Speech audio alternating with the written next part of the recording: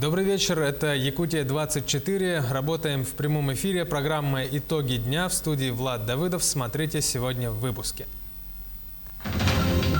Развитие промышленности. Торжественно запустили Нежданинскую обогатительную фабрику в Тампонском районе. Какая производительность будет у объекта? Программа переселения. Какие планы у Якутии на ближайшие годы по расселению граждан из аварийного жилья?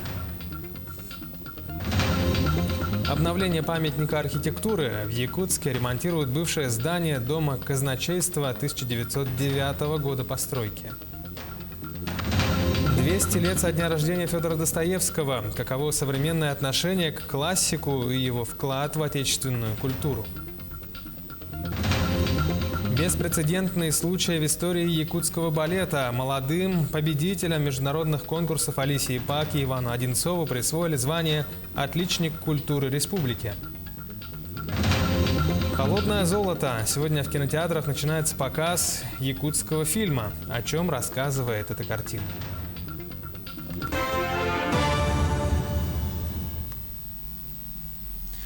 В торжественном запуске Нежданинской обогатительной фабрики в Тампонском Улусе принял участие глава Якутии. Мероприятие прошло в дистанционном формате. По ту сторону экрана нажатием символической кнопки запустили в работу новый объект. Замминистра России по развитию Дальнего Востока Анатолий Бобраков, гендиректор компании «Полиметалл» Виталий Несис, а также глава Тампонского района Яков Степан. Строительство фабрики с комбинированной технологией обогащения и карьера производительностью до 2 миллионов тонн руды в год заняло у Полиметалла чуть больше 3 лет. К строительству привлекли более 500 человек. Глава Якутии Айсен Николаев во время торжественного запуска отметил, что ввод новой фабрики даст стимул развитию промышленности региона, в том числе и Тампонскому району. Он позволит, во-первых, создать почти 1000 рабочих мест. Сегодня уже 28% работающих на предприятии – это местные жители. Уверен, что эта цифра будет только расти. И, конечно, мы с руководством Полиметалла по этому вопросу уже продуктивно и эффективно работаем. Во-вторых, конечно же, это налоги. В общем, за период действия проекта мы ожидаем, что многие десятки миллиардов рублей поступят в бюджетную систему Российской Федерации, Республики Саха-Якутия и Тампонского района.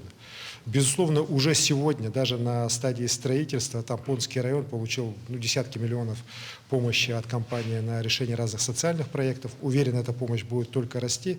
Ну и, конечно, появление такого крупного, знаете, гиганта, я бы сказал, да, индустриального, даже не российского, а мирового уровня на территории Тампонского района позволит уже району в целом и вообще в целом всей нашей территории, нескольких районов нашей Восточной Якутии уже развиваться совсем другими темпами и на других условиях. До конца этого года из аварийного жилья расселят 12 тысяч якутян. Об этом также сообщил глава республики. В регионе ведется активная работа по этой программе. До 2025 года планируется расселить более 1 миллиона квадратных метров аварийного жилищного фонда. По итогам этого года уже 12 тысяч человек были расселены в новые дома или получили денежную компенсацию. На сегодня отставаний от планов нет. Айсен Николаев отметил, как и в сельских территориях, так и в городах Якутии стройка продолжается, вводятся десятки многоквартирных домов. Программа переселения граждан будет продолжена и в будущем. Премьер-министр России Михаил Мишустин утвердил изменения в госпрограмму обеспечения доступным и комфортным жильем и коммунальными услугами граждан России, которые позволят ускорить расселение непригодного жилья в Сибири и на Дальнем Востоке. В частности, получить новую квартиру или деньги на ее покупку смогут не только граждане, которым было предоставлено временное помещение для проживания, но и члены их семей. Ранее, в случае смерти человека, его родственники не имели права на получение жилья от государства. Кроме того, полностью снимаются ограничения по сроку обращения граждан для получения нового жилья. По прежним правилам, они должны были сделать это до августа 2020 года. В В парламенте Якутии обсудили реализацию новых механизмов, направленных на поддержку сельского хозяйства и переданные полномочия органам местного самоуправления по распределению субсидий в этой отрасли. Так, по субсидированию граждан, ведущих личное подсобное хозяйство, по ставке 35 тысяч рублей на одну голову дойной коровы с условием сохранения поголовья на конец года из республиканского бюджета было предусмотрено порядка 1 миллиарда 200 миллионов рублей с охватом более 35 тысяч коров. На 1 октября муниципальными районами освоено более 1 миллиарда рублей, это 85% от годового объема. В результате этого численность крупного рогатого скота увеличилась более чем на 4% по сравнению с прошлым годом. Мы сегодня провели правительственный час, чтобы подготовиться к Новому году, ко второму, к внедрению второго этапа нового механизма.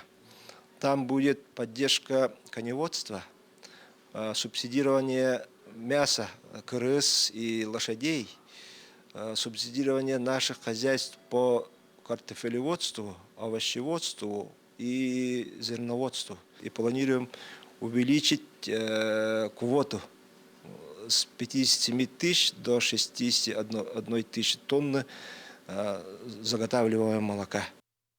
К другим темам. Первые в республике центры занятости, модернизированные по национальному проекту «Демография», инициированному президентом России, откроют до конца этого года в Ниренгринском и Чурапчинском районах. В текущем году на эту цель предусмотрели 20 миллионов рублей, из них 19,8 миллионов рублей выделили из федерального бюджета, остальное из регионального. Помимо ремонта зданий в центрах установят новую мебель, сменят компьютерную технику, оборудуют терминалом электронной очереди и предусмотрят оснащение для маломобильных групп населения. Всего в регионе работают одно управление занятости населения в Якутске и 34 представительства и филиала Республиканского центра занятости населения.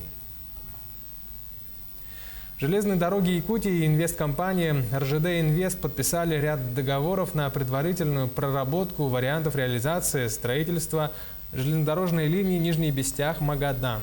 Предварительно протяженность железной дороги от действующей линии Беркакита-Мот Нижний Бестях до Магадана составит более 2500 километров. Логистический проект новой ЖД-ветки в сторону Тихого океана позволит существенно снизить расходы по доставке грузов северного завоза. Кроме этого, даст возможность освоить территории с огромными залежами полезных ископаемых, развитию малого бизнеса и создать дополнительные рабочие места. Пока рассматривается несколько вариантов, на самом деле, трассировки прохождения железной дороги. И, то есть там есть варианты и через Зырянка, там, Усть-Мая и дальше к Магадану. Есть вариант вообще там прибрежный, который, как один из вариантов, это с порта Ванина берегом уходить в Магадан, то есть уже минуя республику. Но, конечно, для нас это, как для железных дорог Якутии, как для республики, это, считаем, совсем невыгодно, потому что мы теряем не только груз и рабочие места, которые были бы в республике, но и, соответственно, доходную базу. Многие муниципалитеты внедряют различные меры поощрения для привившихся от коронавируса граждан. Еще один способ придумали в Нерингре. Подробнее Ирина Кичигина. Поддержать инициативу органов местного самоуправления вызвалась организация «Юж-Саха-Автотранс». Ниренгринская районная администрация решила простимулировать жителей вакцинироваться, предложив бесплатный проезд на пригородные и междугородние маршруты. Эта акция коснется только тех, кто получил вакцину с 1 по 22 ноября текущего года. Пассажир, который получил вот этот абонемент бесплатный, на бесплатный проезд, может воспользоваться им на каком-то одном из пригородных маршрутов, либо на каком-то одном из междугородних, по выбору. С 9 ноября в Ниренгринской районной администрации началась выдача проездных. Для получения проездного необходимо предъявить сертификат или справку о вакцинации и документ, удостоверяющий личность. Воспользоваться своим правом на бесплатный проезд можно будет до конца 2021 года. Людям очень удобно ездить на работу, и поток людей идет. В основном пользуются спросом Золотинка, Чульман и Беркакит. А так как Сыр-Бор – это промежуточная остановка, значит, люди берут уже на Чульман, потому что они туда ездят тоже на работу. По своим надобностям. В автобусе по выбранному маршруту пассажиру необходимо будет предъявить проездной и паспорт. Как отразится инициатива властей на количестве желающих не только обезопасить здоровье, но и получить дополнительное вознаграждение, можно будет судить после окончания акции. А на данный период проездные получили чуть более 20 нерюнгринцев. Ирина Кичигина, Вадим Барашков, Нерюнгри. Разработанная в республике биологическая добавка для профилактики перенесенных вирусных заболеваний, в том числе коронавируса, получила сертификацию Роспотребнадзора. По словам исследователей, природная пищевая добавка бетукладин зарекомендовал себя как эффективное средство для борьбы с последствиями ковида. Препарат сокращает и облегчает протекание болезни, купирует развитие синдрома усталости и депрессии на этапе реабилитации. Отмечается, что перед выдачей сертификации Роспотребнадзор проверяет лишь безопасность того или иного продукта для людей, а эффективность препарата проверяют в ходе клинических испытаний. Бетукладин пока прошел только вторую их стадию. Обычно испытания лекарственных препаратов включают в себя минимум 3 стадии. Тем временем 288 новых случаев коронавирусной инфекции выявили за минувшие сутки по Якутии. Из них в столице 141 случая, в Жиганском районе 16, в Сунтарском 15, в Алданском, Мегиноконгаласском и Усть-Алданском районах по 13 заболевших, в Нерюнгринском, Нюрбинском по 12, в Мирнинском районе 10, в остальных районах от 3 до 8 случаев заражения за минувшие сутки. В Якутске ремонтируют бывшее здание Дома казначейства 1909 года постройки. Сегодня там размещена галерея зарубежного искусства Национального художественного музея республики. Объект культурного значения восстанавливают по федеральной программе под названием «Развитие культуры и туризма». Уже второй год, и совсем скоро он распахнет свои двери в обновленном виде. Репортаж нашего корреспондента Ульяны Шагиной. Лепнина под золото, дубовые стенды для картин, мраморный керамогранит. В таком виде уже к концу года распахнет свои двери галерея зарубежного искусства. На сегодняшний день уже завершающий этап.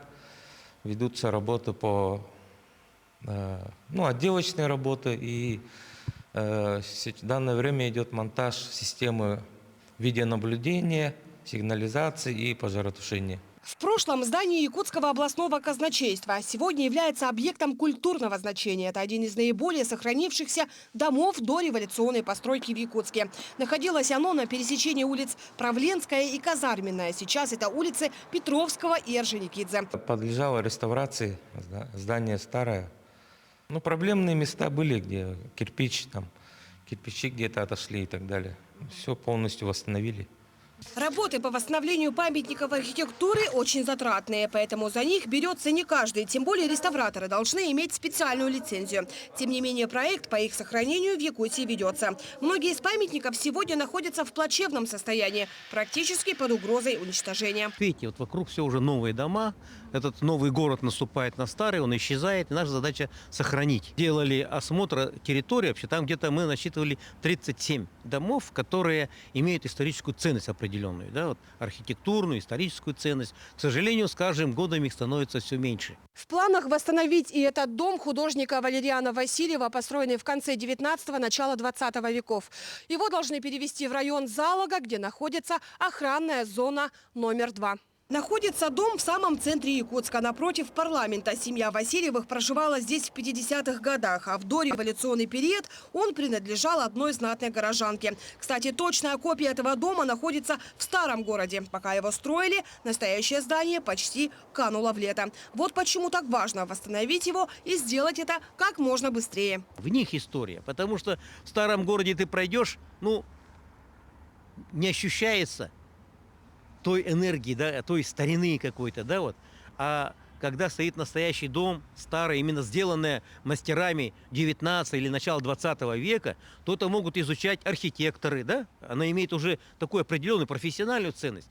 Это с них могут писать картины художники, потому что это будет действительно правда. Переедет в заложную охранную зону и дом купца Гаврила Никифорова Монетта-Холла. В планах восстановить еще 2 старых объекта. Дом писателя Дмитрия Сивцева Сорона Амаллона и здание на Чернышевского, 28. Работы по их восстановлению уже начнутся в следующем году, чтобы новое поколение якутян могли иметь возможность прикоснуться к настоящей истории. Не на фотографиях, а вживую. Ульяна Шагина, Павел Пахомов, Якутск. Имя Валентина Антонова тесно связано с историей Российского театра имени Пушкина и известно далеко за пределами республики. Народному артисту сегодня открыли памятник в Якутске. Сюжет Мадины Халиковой. У театра русской драмы собрались люди, для которых Валентин Антонов – народный артист Якутской АССР и РСФСР, мэтр театральной сцены, был наставником, другом и сослуживцем. Человеком, способным за минуту перевоплощаться на паркете в разные образы. Он проживал свои роли, а не просто играл героев спектаклей. Зрители после его выступлений уходили в полном восторге. Возвращались в театр снова и снова. Это мой наставник, это мой преподаватель. В свое время, в 1992 году, когда я поступил в школу-студию, филиал при Русском театре, как раз Валентин Дмитриевич был моим преподавателем. Это для нас мэтр, это для нас как отец. Это такое благоговение было, когда была возможность работать с ним на одной сцене. В 1954 году Валентин Антонов пришел в Русский драматический после работы в Чебоксарах. Прослужил в театре 12 лет и уехал покорять сцену в других регионах СССР. Но в 1971 вернулся, а в 1983 возглавил Пушкинский академический. В 1992 преподавал актерское мастерство. В 2014 скончался от болезни, но в сердцах остался навсегда. Теперь он будет вечно сидеть рядом со своим театром, своим родным театром, где он служил, где он отдал свои годы. Он проживал столько ролей. Я как артист, имел счастье работать с ним вместе на одной сцене, на сцене этого легендарного Русского академического театра. Вот отныне какие влюбленные пары, будут назначать свидания. Давайте встретимся, Валентин Ильич Антонов, поговорим, а потом пойдем посмотрим спектакль. Памятник презентуют собравшимся в сквере у драмтеатра. Бронзовую скульптуру отлили в Москве по заказу. Валентин Антонов теперь всегда будет сидеть на лавочке у входа, встречая зрителей. В планах установить табличку с названием спектаклей, в которых играл мэтр. Многие же говорят, для чего мы делаем памятники. Мы памятники ведь ставим для будущего, чтобы не забыли по такой дороге, которой мы идем, и чтобы никто не заблудился. В городе у нас и вообще в жизни нашей должны быть места, которые нас приглашают к общению, которые нас объединяют. Я очень хочу, чтобы вот этот памятник Валентина Дмитриевича был именно таким в нашем театральном сообществе. Сами сотрудники театра уверены, что место встречи у Антонова станет популярным среди горожан и гостей Якутска. А сослуживцы, друзья и ученики будут чтить память человека, чье имя навсегда вписано в историю нашей республики. Мадина Халикова, Павел Пахомов, Якутск. 11 ноября мир отмечает 200-летие со дня рождения Федора Достоевского. О современном отношении к классику и его вкладе в отечественную культуру изучила Надежда Саханская. Вы не Достоевский. Почем знать, почем знать. Достоевский умер. Как?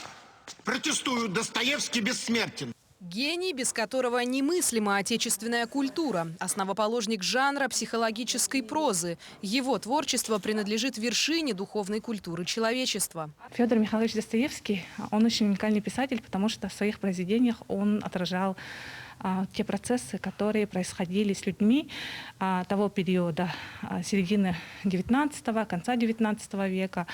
Как раз-таки является таким переломным периодом, когда появляются первые кружки революционные, какие-то объединения, членом которых был и сам Достоевский, который даже отбывал ссылку, ему приговорили даже смертную казнь за участие в революционном кружке.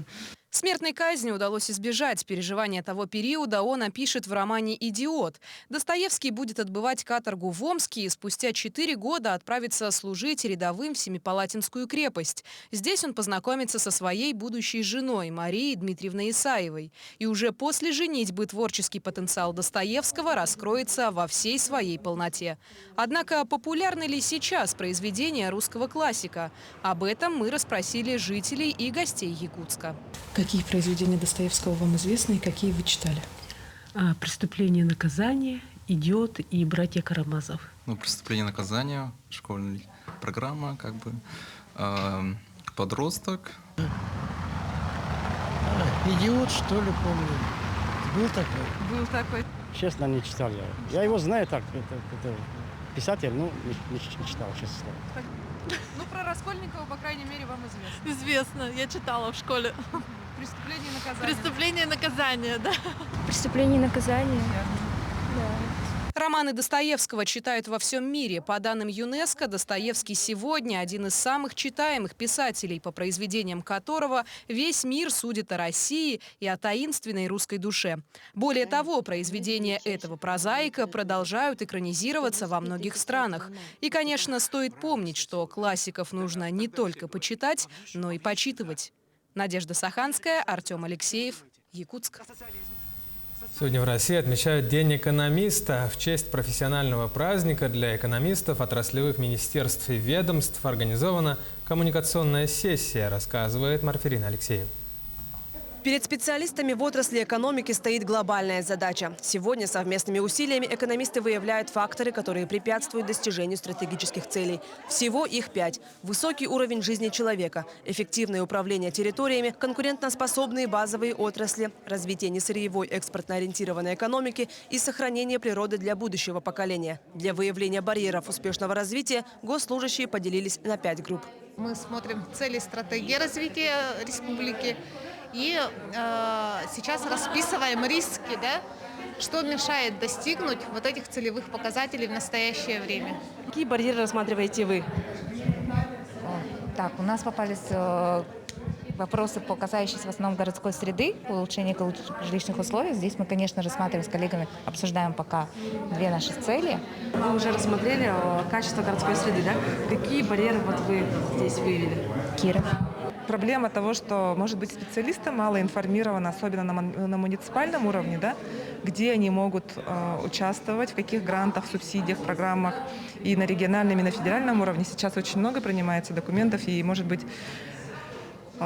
если бы была бы единая база какая-то по этим программам, то было бы им легче. Отсутствие планирования изначального, как должна выглядеть вообще городская среда, как в городе и в определенном населенном пункте. По промышленному производству у нас стоит отсутствие кадров, да, специализированным со спецобразованием, недостаточно высокая заработная плата, то есть вахтовый метод, который может кому-то не понравиться.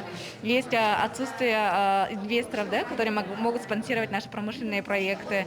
И также стоит проблема в том, что недостаточно у нас раскрыт инвестпотенциал на мировом уровне. Такие мероприятия проводятся для того, чтобы министерства и ведомства при помощи совместного взаимодействия находили решение достижения целей и рассматривали проблемы с разных ракурсов. Появилась необходимость внесения определенных корректив в документы стратпланирования республики. В первую очередь стратегию, далее в план мероприятий по реализации стратегии и во все госпрограммы наши. И мы решили, что использовать такой, не совсем формальный, да, не совещание, не в форме совещания, как бывает, да, в госорганах, а в проектном виде, в такой в полуигровой форме, для выработки проектов, которые могли бы лечь в основу корректировки стратегии, то есть инициативы, которые на федеральном уровне реализуются, как они у нас будут претворяться в жизнь. По итогам коммуникационной сессии будут сформированы проекты. Затем предстоит защита, где экспертами являются заместители министров экономики, экологии, инноваций и здравоохранения республики. Марфирина Алексеева, Артем Алексеев, Якутск. В Якутской балетной школе имени Аксении и Натальи Посельских в Якутске состоялось чествование победителей международных конкурсов студентов 2-го курса балетной школы Алисии Пак и Ивана Одинцова. Главной наградой для молодых и талантливых ребят стало присуждение им звания «Отличника культуры республики» за вклад в развитие культуры и искусства. Главные награды вручил министр культуры и духовного развития региона Юрий Куприянов. Кроме того, ребята удостоились гранта целевого фонда будущих поколений в размере 25 тысяч рублей. Получение столь высокого звания в юном возрасте – это беспрецедентный случай в истории якутского балета. Я сам не ожидал, что я такое получу. В 17 лет получить такое звание, для меня это огромный подарок. Но это еще один стимул для того, чтобы работать дальше и показать, что я реально достоин этого звания. Я занимаюсь балетом с 9 лет. Воля судьбы, сам того даже не знаю. Я особо не желал стать артистом балета, но когда я пришел сюда, понял, что это именно мое. В планах теперь что? Жизнь связать с балетом? Да, только с балетом. Что будешь? Какие планы есть? Ну вот сейчас закончу школу, потом хочу попробовать себя за границей, и там уже прославлять якутскую балетную школу, и самое главное, якутский балет. Сегодня в кинотеатрах начинается показ якутского фильма «Холодное золото». Кинокартина основана на реальных событиях и рассказывает о борьбе с бандой Павлова, которая в годы Великой Отечественной войны грабила якутские села. По словам создателей, картина снята в совершенно новом жанре для якутского кино – инстерн. Это жанр приключенческих фильмов, названный по аналогии с вестерном. Съемки стартовали в 2020 году и были завершены этой осенью. В работе принимали участие и приглашенные актеры. Так, одну из ролей исполнил известный российский актер театра и кино Яков Шамшин. Это жуткая история, и мне кажется, о ней нужно знать, важно знать. И вообще тема Великой Отечественной войны, мне кажется, она бесконечная. Ее можно еще искать, искать и искать. Мне было интересно познакомиться вот именно больше все-таки с народом, с людьми, с якутами, с якутскими традициями, опять же. И очень понравилось то, как ребята отдаются работе. Таковы итоги дня сегодня. Смотрите Якутию-24, будьте всегда в курсе.